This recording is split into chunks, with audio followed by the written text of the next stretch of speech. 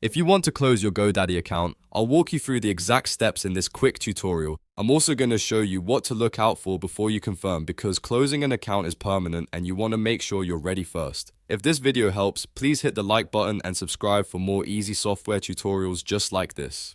Alright, let's jump in. First, go to GoDaddy and sign in with the account you want to close. Once you're logged in, look to the top right corner of the page and click your profile icon. From the menu that appears, choose Account Settings. This is where GoDaddy keeps your main account and privacy options. Now, on the left-hand sidebar, click Contact Preferences. After that, scroll or navigate to the Privacy section. This is where you'll find the option related to closing your account. Next, click Account. GoDaddy will show you important information explaining what happens when you close the account.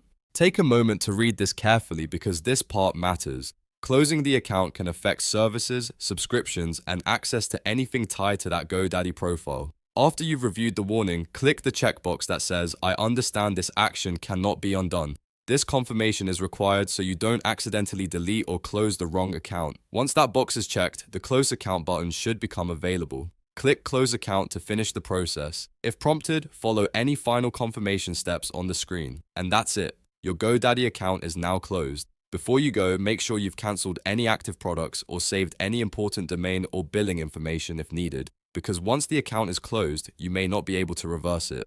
If this tutorial saved you time, don't forget to like the video and subscribe to the channel for more step-by-step tech guides. Thanks for watching, and I'll see you in the next one.